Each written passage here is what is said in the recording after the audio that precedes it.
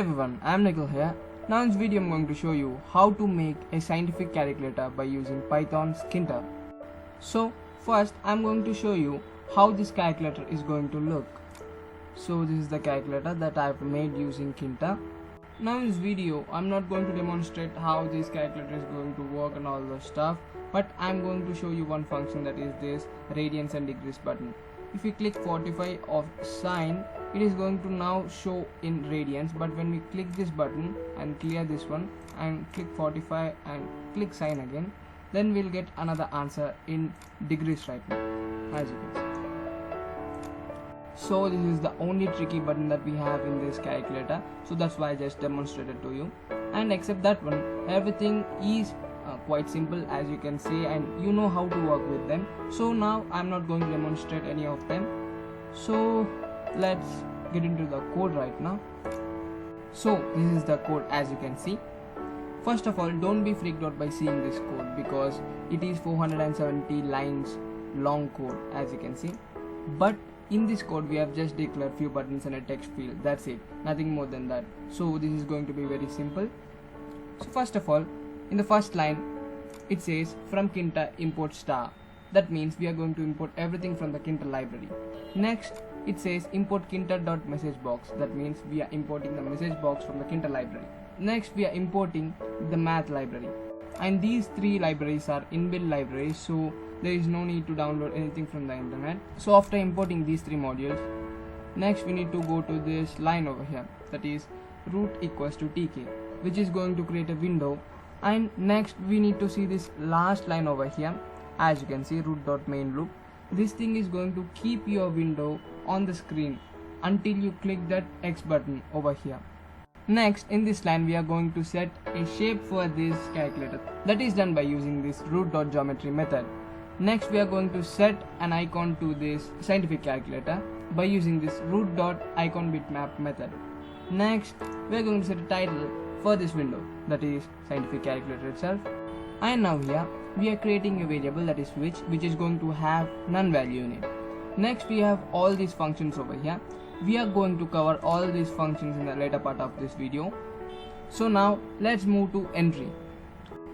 And here we have the entry. Entry is nothing but a text field that you see on the screen, and we are creating a reference to this entry, and which is called as this, which means display.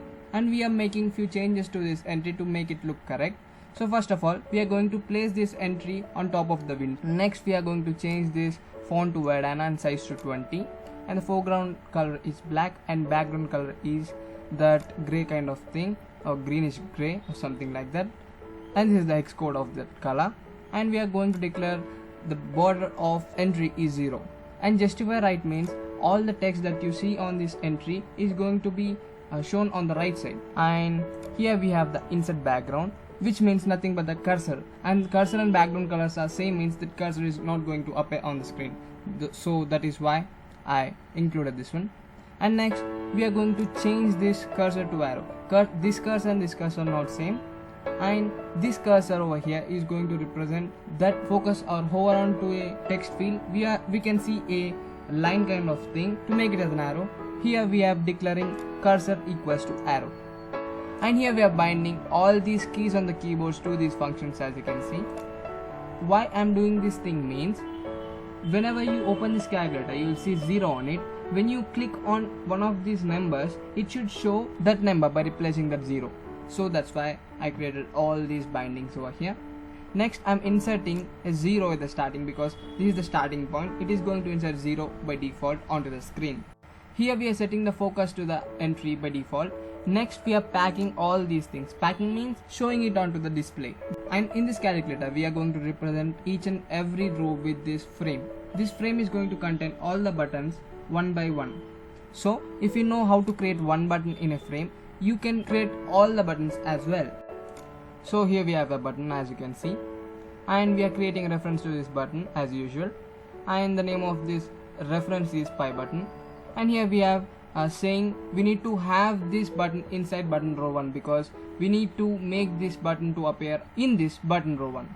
And text equals to pi means we are going to set that pi symbol onto the screen, that's it. And we are changing the font and setting the relief to groove, border 0, and when we click on this button, this function should execute. And next we are also changing foreground and background colors. So after that we are packing it with side left, expand equals to true and fill both. Side equals to left means we are going to place this button onto the left side of the screen, and expand equals to true, fill equals to both are responsible. When we expand the window, the buttons will expand with it. So that is what these three things mean. So all the other buttons can be created in the same way. We are just changing the text over here, and for the sum of the buttons we are adjusting the size of these buttons. That's it. As you can see, by looking at it you can get to know how these buttons are made. So now let's move to the functions. As I mentioned earlier, when we are going to click a button, these functions are going to be executed. And now we are going to see this button on click function. In this button on click function, we are having if condition at the starting. As you can see, this if condition is going to mean that when we have a 0 on the screen, then we need to replace it with the 1 over here. So that is what this function is going to mean. And all the other functions are also same. As you can see here, we are just replacing this 1 with 2, 3 and etc. And by looking at these functions you can get to know how I wrote these functions. So next let's move to this key event function. This key event function is going to be triggered when we click any number on the keyboard. So next we have all these plus, minus, multiplication and division symbols. And next here we have the clear button click function, and here we have the sign click. When we are going to switch to radians and degrees, this if else case is going to be executed, as you can see. And we are just using the math library over here. All the other functions are same, as you can see over here. And as usual, by looking at it you can get to know what I wrote into these functions. So this is how you can make scientific calculator GUI application in Python Skinter. Now to get the code of the scientific calculator GUI application, you need to go to this URL. I'll keep this link in description. Then you need to paste this URL over here. You can see a link like this. Then you can copy all this code by clicking Ctrl A and Ctrl C, and you can modify the code and do whatever you want with this code. So that's for guys. I'll talk to you in my next video. Subscribe to Tech to watch more videos like this. If you like this video, click the like button, and thanks for watching guys. Have a nice day.